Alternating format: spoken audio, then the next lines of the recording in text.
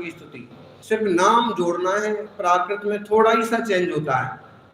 सभी बोलिए, उसहजी संभव नंदन तुम्हें तुम सुभाष चंद्र उपयुक्त सियल सियल सावा सुकुच जिरवि कल्याणता ब्रह्म संति कुंतो अर्मणि मुनि सुपैरमि महनि आसना महावीर महेशं वंदामि चौबीस दिनेशं। चौबीस तीर्थंकर भगवान जोर से वर्तमान जन शासन नायक वर्तमान महावीर भगवान की, आचार्य श्री आदि सागर जी महाराज की, आचार्य महावीर कीर्ति महाराज की, और श्री सम्राट गुरुदेव आचार्य श्री सन्मति सागर जी महाराज की।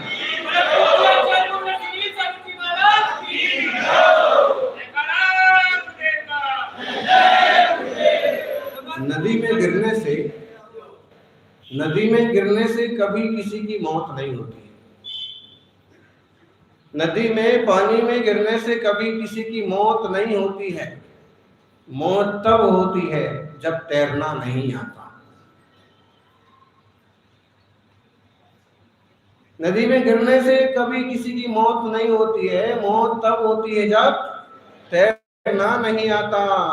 ठीक उसी तरह है, किसी भी तरह की परिस्थितियां कभी भी समस्या नहीं बनती हैं।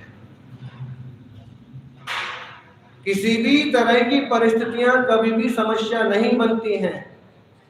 समस्या तब बनती है जब परिस्थितियों से निपटना नहीं आता। परिस्थिति से निपटना आता है तो समस्या नहीं कहलाती। हमारे पास समस्याएं बहुत नहीं है, अभी तो हमें निपटने के तरीके मालूम नहीं। जिन्हें निपटने के तरीके मालूम होते होते कहते हैं कि बस चुटकी में हो जाएगा, काय को रोता है, जा आराम से, शाम तक तेरा काम हो जाएगा। होता है कि नहीं? कोई काम बिगड़ रहा है, कोई काम रुक रहा है, कहीं कोई समस्या खड़ी हो रही है, और आप अगर समाज में परिचित लोगों को जानते हैं, सक्षम लोगों को जानते हैं, और आप उनसे बात करते हैं, और उनमें कोई एक निकलता है सहृदय व्यक्ति, धर्म बुद्धि वाला व्यक्ति, सहयोगी व्यक्ति, जो कहता है कि हो जाएगा, फिक्र मत करो, और वह काम 1-2 दिन में, 3 दिन में पार पड़ जाता। आपके लिए वो इतना बड़ा बोझ था कि आप सोच रहे थे कि कैसे होगा, इसके लिए तो मुझे क्या क्या करना पड़ेगा, ये तो बहुत असंभव है, इसमें तो मेरी बेइज्जती हो जाएगी, मैं इसमें फेल हो जाऊंगा। और सही सहयोगी मिल गया, निपटने का तरीका सही मिल गया, तो वो काम सेकंडों में निपट जाता है। नगर में साधु आए, मुनि आए, और अगर मुनि सेवा का तरीका आपको मालूम है, हृदय में भक्ति है और थोड़े से भी तरीके आपको मालूम है, तो मुनि संघों का आना कोई समस्या नहीं है। लोगों के लिए एक समस्या हो गई नहीं तो मुनि राजों का आना कोई समस्या नहीं है। मुनि राजनों का आना तो आपकी किसी तपस्या का फल है। कोई पुण्य फला है, कोई तपस्या फली की साधु संघ और जंगल और तीर्थ से भी बाहर आकर के आपके नगर की ओर आ गए। आपको तरीके आना चाहिए कि किस ढंग से सेवा की जाए, किस ढंग से विराजमान किया जाए, और किस ढंग से मुनि संघ को चर्या से संतुष्ट करके उनकी साधना में सहयोग किया जाए। इतना सा तरीका आता है तो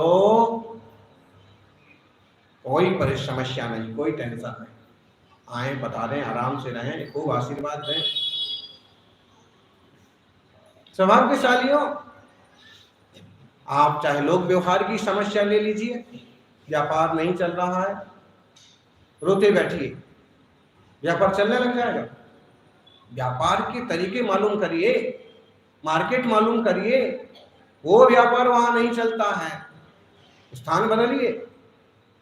3 दोस्त थे, काफी परेशान थे, उन्हें काम नहीं मिलता था। और एक दिन उन्होंने मीटिंग की, क्या कुछ भी है अपने को सक्सेस होना है, क्या करें। तभी इश्तिहार निकला कि कोई एजेंसी जो है इस शहर में पेट्रोल पंप खोलना चाहती है। उन्होंने कहा कि क्यों ना अपन पेट्रोल पंप खोले, और उन्होंने भाग दौड़ करके सारी व्यवस्था बना ली और पेट्रोल पंप के लिए तीसरी मंजिल पर जगह खरीद ली।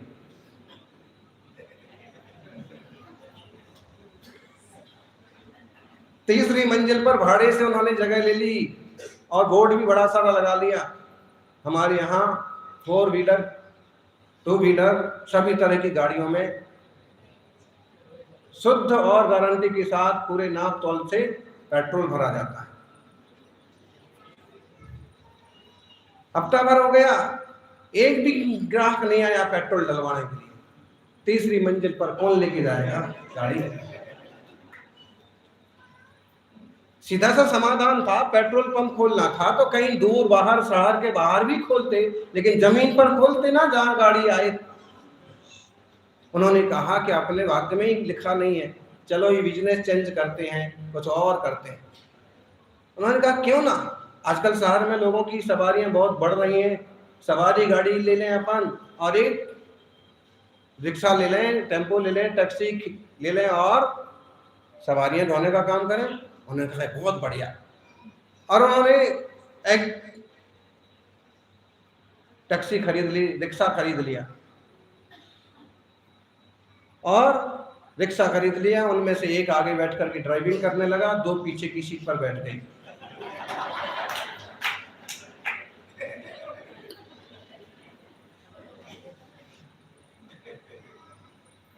कितनी सवारियां मिली?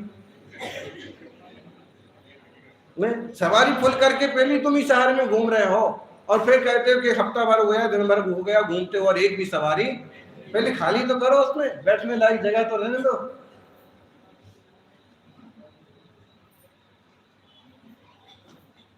क्या करें, भाग्य में ही नहीं लिखा। एक दिन टैक्सी फंस गई नाली में। उन्होंने कहा नाली निकालो, निकालो इसको। काम तो हो नहीं रहा, और समस्या एक और खड़ी हो गई। दिल्ली की नाली में टैक्सी फंस गई। उन्होंने कहा निकालो, निकालने की तैयारी हुई। 2 जने पीछे से धक्का दे रहे और 1 जने आगे से धक्का दे रहे। टैक्सी निकल जाएगी। तो समस्याएं ऐसे ही होती हैं कि अगर आपके पास आइडिया नहीं है तो समस्या ऐसे भारी लगती है। वो तो यही हो रहा है नॉर्मल कि टैक्सी अब फंस गई और निकल ही नहीं रही। तभी कोई बुद्धिमान आया और उसने कहा कि मूर्खो हटो, 2 जने जिस तरफ से धक्का दे रहे तू भी उसी तरफ से धक्का दे, तो टैक्सी बाहर निकल जाएगी। तो इस तरह की चीजें होती हैं कि समस्या वास्तव में जो बहुत बड़ी दिखती है, कई बार वो बहुत छोटे से आइडिया से खत्म हो जाती है। और जब हमें उसका आइडिया नहीं आता है तो ऐसे लगता है कि सिर पर कितना भार पड़ गया। सौभाग्यशाली हो, चाहे हमारे व्यापार की बात हो, चाहे घर परिवार की बात हो। कई बार भाई भाई, रिश्तेदार इस तरह से उलझ जाते हैं कि उन्हें लगता है कि बहुत बड़ी समस्या हो गई, रिश्ते पटरी से उतर जाएंगे। परिवार में पति पत्नी और लोग आपस में इतने उलझ जाते हैं कि ऐसे लगता है कि ऐसे परिवार में रहना ही बेकार, जबकि उसका इलाज बहुत छोटा सा होता है। एक भी विनम्र बन जाए, एक भी थोड़े से आइडिया से काम कर ले, एक भी सहयोग पर ही उतरा रहे, तो सारी चीजें आप सेटल होती चली जाती। दोनों अगर शेर बनेंगे तो क्या होगा भाई? जब कोई एक शेर बने तो दूसरा थोड़ी देर के लिए सवा शेर नहीं बन जाए और काम बिगड़ जाएगा। वो सवा शेर बनेगा, वो 1.5 शेर बनेगा, वो 2 शेर बनेगा, वो 2.5 शेर बनेगा। थोड़ी देर के लिए चुप हो जाए, शांत रह जाए, फर्क क्या पड़ रहा है?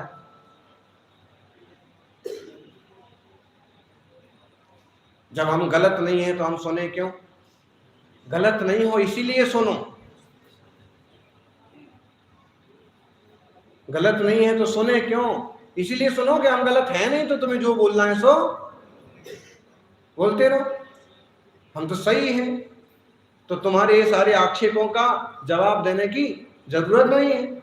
अच्छा, कहीं जरूरत लगती है तो जवाब इस ढंग से दो कि सामने वाले को समझ में भी आ जाए और बात ना बढ़े। क्यों उलझाना अपने उपयोग को? क्यों अपने मन को मैला करना? क्यों परिणामों को बिगाड़ना? क्या फायदा है? जितने भाव बिगड़ेंगे ज्ञानी, उतने ही भाव बिगड़ेंगे, कोई रोक नहीं सकता। भाव कैसे बढ़ते हैं, भाव कैसे बिगड़ते हैं? भावों से। आश्रवबंध कैसे होता है? परिणामों से। काय वांग मनः कर्म युगः स आश्रवः शुभा पुण्यस्य शुभा पापस्य।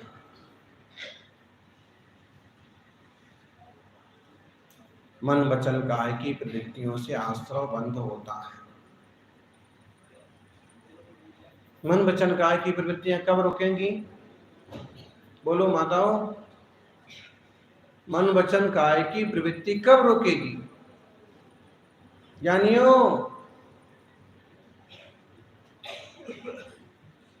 जब तक मन वचन काय, मन गुप्ती वचन गुप्ती काय गुप्ती रूप में बदल नहीं जाएगी, तब तक इनकी प्रवृत्ति रुकने वाली नहीं। आप कहोगे महाराज जी जब सो जाएंगे तब तो रुक जाएंगी ना। हाँ, हो सकता है कि आपके हाथ पांव रुक जाएं। कई लोग तो सोते सोते भी हाथ पांव चलाते रहते हैं।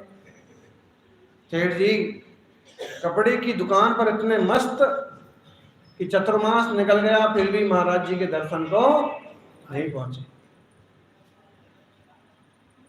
पत्नी ने समझाया कि कभी कभी दर्शन भी किया करो, भगवान के दर्शन भी किया करो। उन्होंने कहा कि अभी मौका कहाँ है, सीजन चल रहा।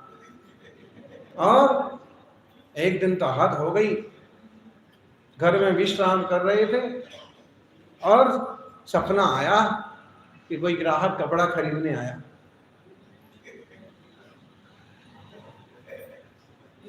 जो चादर ओढ़े थे, जैसे ही सौदा पटा,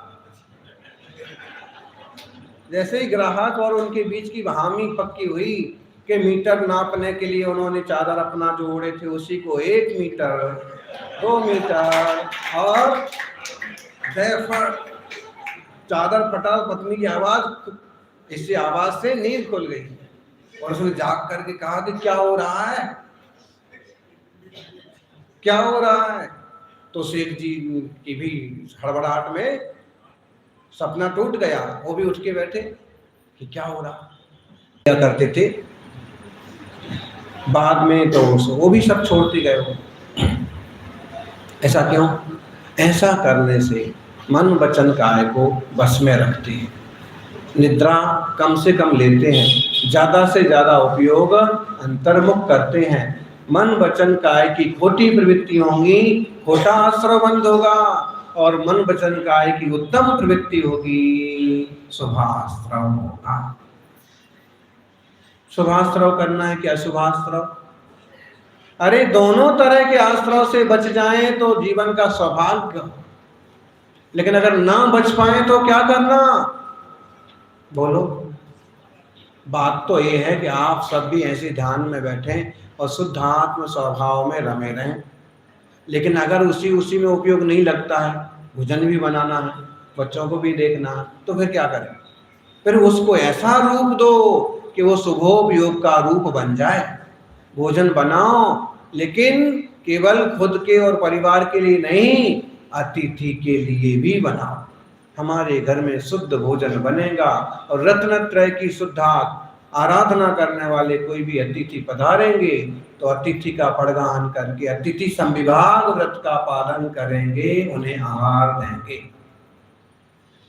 पूरा शुभोपयोग हो गया।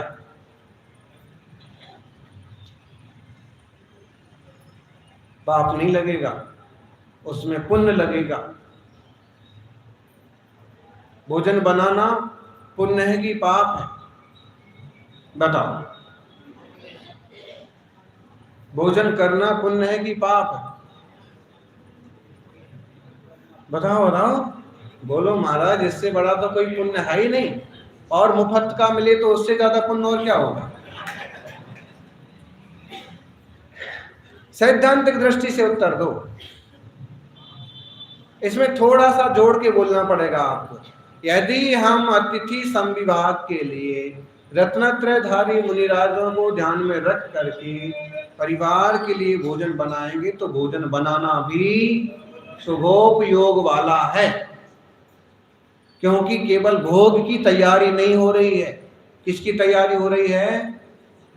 केवल भोग की तैयारी नहीं हो रही है, अतिथि दान की भी तैयारी हो रही, इसलिए शुभोपयोग में बदल गए। और अगर केवल भोग के लिए, भोग का मतलब हम खाएंगे, बच्चे खाएंगे, सब मौज मनाएंगे, खुशियां मनाएंगे, एक तरह से भोग है, इंद्रिय पोषण मात्र है, वहां अतिथि वगैरह का कोई ध्यान नहीं है, उपयोग में कोई खास निर्मलता नहीं है, इंद्रिय पोषण की ही बात है। थोड़ा बुरा लगे तो लगे, लेकिन इस बात को समझना, श्रावक की वही गृहस्थी की क्रियाएं कभी पुण्य बन जाती हैं और वही क्रियाएं पाप बन जाती हैं। कैसे बन जाती हैं? इस ढंग से। आप स्नान कर रहे हैं, स्नान किस लिए कर रहे हैं आप? नहाना जरूरी है, ऑफिस जाना है, जॉब पर जाना है, दिन भर फिर मौका नहीं मिलता है, इसलिए नहा रहे हैं। पुण्य हुआ कि पाप? क्योंकि जो जो गंदगी लगी हुई है उस सबको धो देना है, शरीर को ठंडा कर लेना है, पाप है एक तरह से। जल का एक जीवों का बहुत सारा घात हो रहा, नदी में ढेर सारा साबुन जा रहा, लेकिन आपका नियम है हर रोज भगवान का दर्शन करने जाना है, अभिषेक करने जाना है। बिना स्नान के अभिषेक होता है क्या ब्रह्मचारी जी? लेकिन दिल्ली में तो कोई तो करता होगा, ऐसा नहीं करता जी? अज्जी एक दो कोई तो करता होगा। हाँ जी बोलो। कोई नहीं करता? अगर ऐसा कोई नहीं करता है तो ये बहुत अच्छी बात है। भगवान के दरबार में कभी भी बिना स्नान के और गंदे बासी कपड़े पहन के नहीं जाना। क्यों? जन्म से होते एक तरह के, हम वहां पवित्र भाव से पवित्र वस्त्रों के साथ जाएं और अति और पवित्रता को प्राप्त करके जीवन को पवित्र बना। अंतरंग वस्त्र भी बदलना चाहिए। ऐसा नहीं कि धोती दुपट्टा तो मंदिर का पीला पीला पहन लिया और अंदर का नीला पीला जो कुछ है वो कल का ही पहना हुआ। ऐसा नहीं होना चाहिए। उतार दीजिए, सारे कपड़े उतार दीजिए, और सिर्फ वही धोती दुपट्टा ही सही। किसी ने देखा थोड़ी है, हमने ऊपर के कपड़े धो लिए, अंडरवियर जो है 8 दिन से वही चल रहा। तुमको खुजली होगी, दूसरे जो तुम्हारे पहने हुए कपड़े पहनेंगे उनको भी समझो। ऐसा नहीं करना। अशुद्धि हो गई वस्त्रों की, फिर अभिषेक का आनंद भी नहीं आएगा और फल भी नहीं मिलेगा। थोड़ा सा और परिश्रम कर लो। यही सोचते ना इतना परिश्रम क्यों करना पड़े और इतना क्यों करना पड़े, थोड़ा और परिश्रम कर लो, लेकिन मन की शुद्धि भी बना लो, वचन की शुद्धि भी बनाओ और काय की शुद्धि भी होना ही चाहिए। काय की शुद्धि भी होना चाहिए। माने शरीर तो स्नान किया हुआ है। जो लोग प्रभु का दर्शन और नमन करते हैं, मुनि राजों की सेवा में तत्पर रहते हैं, केवल उन्हें ही नहाने का अधिकार है, बाकी किसी को नहाने की भी कोई जरूरत।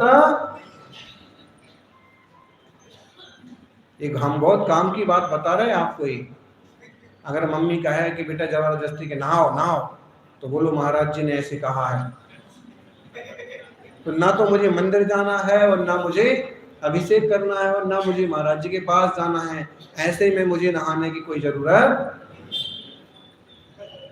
इसका भावार्थ समझिए आप। इसका भावार्थ ये हुआ कि जिन पवित्र पुरुषों को छूना है तो आपको भी पवित्र होना पड़ेगा, और जब आपको उनके सानिध्य में नहीं जाना है तो आप जैसे हो वैसे रह जाओ। और अब नहाते हो तो एक तरह से नहाना केवल आप भोग के लिए कर रहे हो, सुंदर दिखने के लिए कर रहे हो, ठंडक के लिए कर रहे हो, उससे कोई फल मिलने वाला एकदम देसी बात है ना, ये है आश्रम बंध की बात है। जब आप यही स्नान कर रहे थे अभिषेक के निमित्त से, तो शुभोपयोग हो रहा था, पुण्य बंध हो रहा था, और वही स्नान पाप बंध में कारण बना।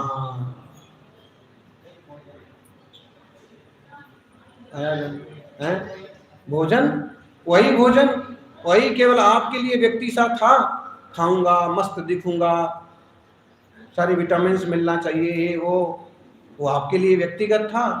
वो केवल पापास्त्र, आप असंयम इंद्रियों की पुष्टि के लिए कर रहे थे।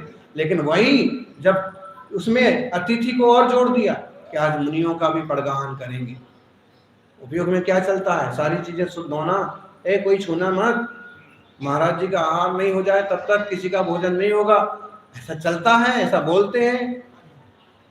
शुभोपयोग चल रहा है। आपको अपनी बॉडी की, अपने शरीर की फिक्र नहीं है, किसकी फिक्र है? किसकी फिक्र है? किसी मोक्ष मार्गी साधन की। और वो रत्नत्रयधारी है, रत्नत्रय और रत्नत्रयधारी। उपयोग कैसा चल रहा आपका? स्वरूप चल रहा है, अच्छा चल रहा है, पुण्य का स्रोत। बहुत छोटी छोटी बातें हैं।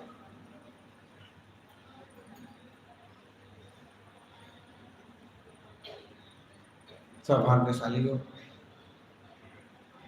इस जीवन में हम ये निर्णय कर सकते हैं कि हमें अपने उपयोग की धारा कैसे चलाना है। पशु ये निर्णय नहीं कर सकते। प्रायः करके पशुओं को कोई मार्गदर्शन देने वाला भी नहीं है, और उनके जीवन में ऐसे चांस भी नहीं है ज्यादा। वे नहीं फैसला कर सकते, वे नहीं संभाल सकते अपने आप को। हम संभाल सकते, हम अपने उपयोग की धारा बदल सकते। आप एक मोबाइल डिब्बा ले लो, इडियट बॉक्स, और राहो अपने उपयोग को खूब आग लगा दो। मोबाइल में गलत चीज देखने से क्या फायदा होता है? फायदा होता है कि नुकसान होता है? क्या नुकसान होता है? वही नुकसान होता है। खूब भाव ऐसे ऊंचे नीचे होंगे, ऐसे गंदे मैले होंगे।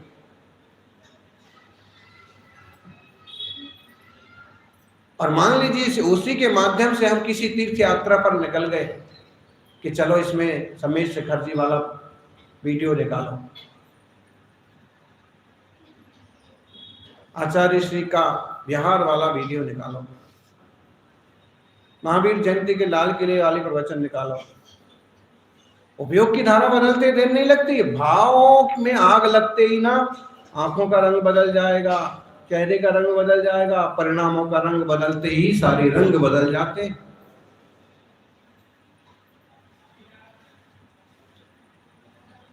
हम तो समझ सकते हैं जनवाणी के अभ्यास करने वाले कि हमारे भाव खराब हो रहे हैं। जगह बदलो, विषय बदलो, चीन बदलो, इसका फल बुरा होगा। आश्रव बंद, आंखों से दिखता नहीं है लेकिन होता जरूर है? यहाँ जो डस्ट पैदा होती है ना, धूल, धुआं और ध्वनि। धूल तो कभी ज्यादा हो तो दिख भी जाती है, धुआं भी ज्यादा हो तो दिख जाता है, लेकिन यही अगर कम मात्रा में सिर्फ बह रहे हैं दिखते हैं। लेकिन जब छींक आती है तो फिर आप कहते हैं भाई साहब मुझे जो है ना डस्ट की एलर्जी है। डस्ट इतनी दिख नहीं रही, लेकिन वो जब नाक में घुसी ना तो खांसी आती है। और ध्वनि, ध्वनि भी बहुत खतरनाक होती है। ध्वनि से भी ब्रेन पर बहुत असर पड़ता है। तो जैसे ये आंखों से दिखें ना दिखें तो भी आपको प्रभावित करते हैं। कोरोना वायरस किस किसने देखा? इतने साल हो गए, दिल्ली में इतने केस बन गए, आपने एक में भी नहीं देखा? किसी गली से तो निकला होगा।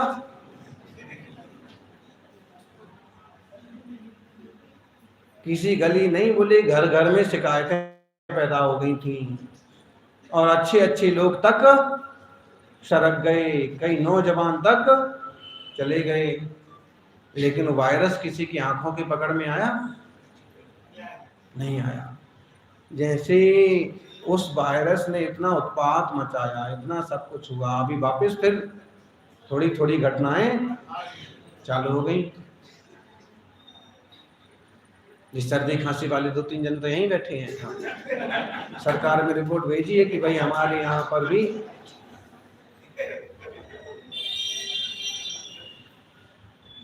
पहला नंबर तो हमारी लगेगा फिर। लेकिन ध्यान रखिए कि आंखों से नहीं दिखती हैं ये सारी चीजें, लेकिन अपना काम करती हैं। ऐसे आश्रव बंद आंखों से नहीं दिखता है, पुण्य पाप आंखों से नहीं दिखता है, लेकिन अपना काम जरूर करता है। इसलिए पुण्य किसने देखा, पाप किसने देखा, ऐसे कुतर्क करने की बजाय जिनवाणी माँ कहती है कि अरहंत भगवान ने देखा। अरहंत भगवान ने देखा ना, उन्होंने पुण्य भी देखा, पाप भी देखा, पुण्य के फल भी देखे, पाप के फल भी देखे, और उनके छोड़ दो, यही अपन ही देख लो ना। है कल एक आतंक का अंत हुआ, ठीक। अब किसी ने कोई टिप्पणी की, किसी ने कोई टिप्पणी की। एक नेताजी ने एक टिप्पणी कर दी कि पुण्य पाप का फल है, ये तो ये यहीं का यहीं धरती पर ही मिल गया। मतलब नेताजी को इतना ज्ञान है कि पुण्य पाप का फल है? पाप का घड़ा भर गया था तो प्रकृति ने यहीं पर उसको सजा दे दी। अब ये बात है कि किसी को इस तरह गहराई से पुण्य पाप का ज्ञान हो ना हो, लेकिन ऐसे मौके पर ऐसी बातें कहना सबको आता है, क्योंकि हमारे देश की एक तरह की प्रकृति है, और वह आदमी खुद भी कीचड़ में डूबा हो, लेकिन उसे ये पता है कि पाप का घड़ा जब भर जाएगा अपने आप फूट जाएगा, ना फूटेगा तो सिर में गोली मार के फोड़ दिया जाएगा। ऐसा स्वाभाविक है। अब देखिए, 1-2 साल पहले या 2-4 दिन पहले भी कोई इसी विषय को लेके कहता कि महाराज जी, पाप करने वालों का राज चलता है, पाप करने वालों का प्रभाव चलता है, पाप करने वालों की कोठियां बनती हैं, पाप करने वाले अमीर होते हैं, पाप करने वाले विधायक बन जाते हैं। ठीक है, कहता बिल्कुल। और उस समय आपको समाधान में यही कहना पड़ता कि बेटा, एक दिन आएगा कि पाप का सारा फल मिट्टी में मिल जाएगा। और सामने वाला फिर भी आपको यही कहता कि वो दिन किसने देखा, वो दिन किसने देखा। अभी आंखों सामने प्रसंग देख लो कि जिंदगी भर इतनी अय्यासी की, इतने उपद्रव किए, उस समय कोई देखता तो यही कहता कि पापों का फल क्या मिलता है, पापी तो हाँ और नाम और शोहरत कमाते हैं। लेकिन उस पीढ़ी को भी आंखों के सामने ही जवाब मिल गया कि एक दिन किए गया फल भोगना। आश्रव बंध किसी को छोड़ता नहीं है, और किसी के हाथ की व्यवस्था नहीं है, और खुद का ही आश्रव है, खुद का ही बंध है, और जब उसका योग काल पकेगा तो खुद को ही फल उदय में आना। युवाओं, इसका अर्थ समझना, भावार्थ समझना। जीवन में हम ऐसा कुछ ना करें कि किसी दिन हमको भी ये सोचना पड़े कि यार उस समय हमने ऐसा गलत काम किया था और आज उसका फल हमें ये मिल रहा है। अभी से हम ऐसी सावधानी बरतें कि ऐसे आश्रव बंध ना हो। अब तक की जिन पर्यायों में हो गए सो हो गए, हमें नहीं पता है कि इसके पहले की पर्याय में हम क्या थे, बल्कि बचपन में ही हम क्या करते रहे उठा पटक, वही हमें नहीं पता। आज जितनी समझ है उस समझ के हिसाब से काम करें। व्यवहार करते हुए भी आप सावधानी बरत सकते, व्यवहार रखते समय भी सावधानी बरत सकते, खान पान के वक्त भी सावधानी बरत सकते, और कुछ ना हो तो जो जैन शासन के रूल हैं उन्हें तो निभा ही सकते हैं ना। सार्वजनिक रूप से बड़े स्तर पर हम किसी को भी रात्रि भोजन नहीं कराएंगे।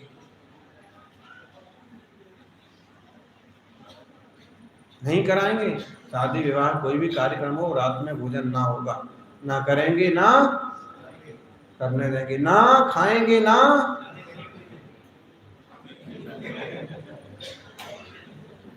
मोदी जी इसमें एक और शब्द जोड़ देते हैं कि रात को ना खाएंगे, ना वैसे और भी हो सकता है, रिश्वत, ना खाएंगे ना खाने देंगे, तो सारी चीजें हो सकती हैं। अभक्ष, ना खाएंगे ना खाने देंगे।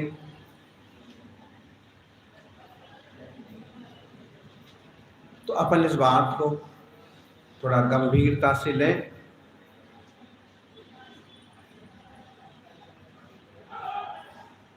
परिस्थितियों से निपटना आता है तो समस्या क्षण भर में समाधान हो जाती है, और नहीं आता है तो समस्या नासूर हो जाती।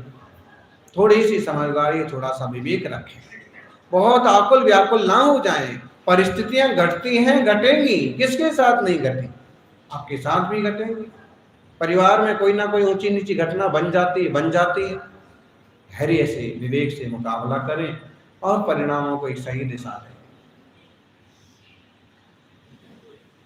वो भी चेंज होगा, वो भी बदल जाएगा।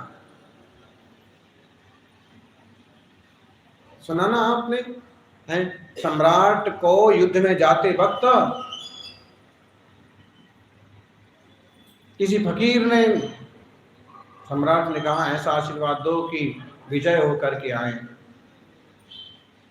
फकीर ने कहा कि विजय हो ना हो, लेकिन मेरी ये छोटी सी कागज की पुड़िया अपने मुकुट में, अपनी पगड़ी में फंसा के रख, जब बहुत ज्यादा परिस्थिति खराब हो तो विचार कर लेना, देख लेना, अंगूठी खोल के देख लेना, ये पुड़िया खोल के देख लेना। कहते हैं युद्ध के मैदान में परिस्थिति बहुत बुरी हो गई, सेना हारने लगी, यहां तक कि सम्राट को भी परास्त होने के पूरे पूरे लक्षण दिखे, और जैसे तैसे वह वहां से युद्ध का मैदान छोड़ के जंगल की तरफ भागा। विचार भी करने लगा कि मैं आशीर्वाद लेने गया, लेकिन आशीर्वाद का कोई फल नहीं हुआ।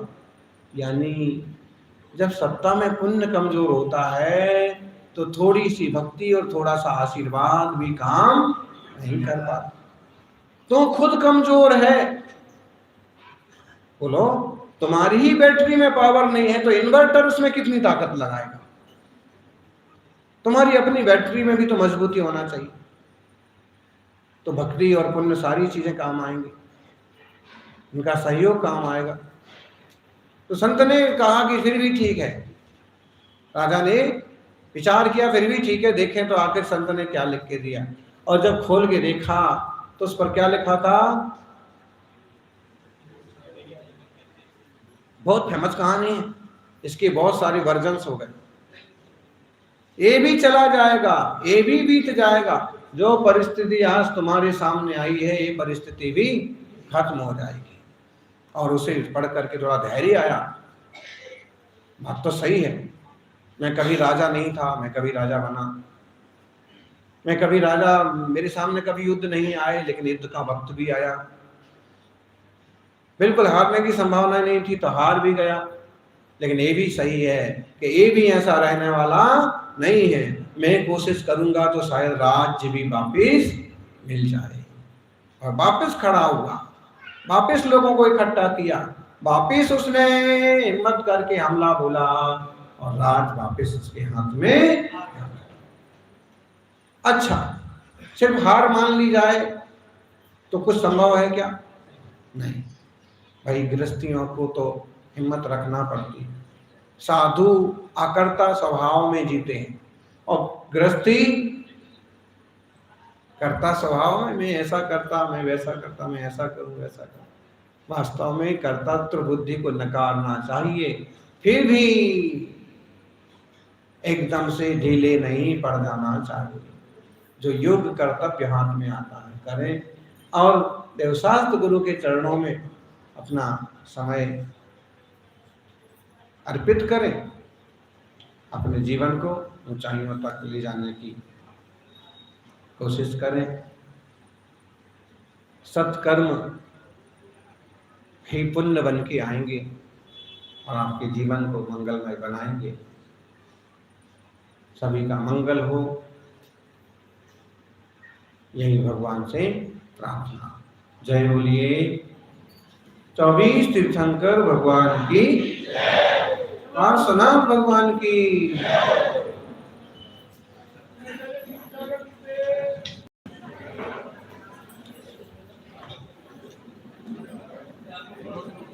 जिनवाणी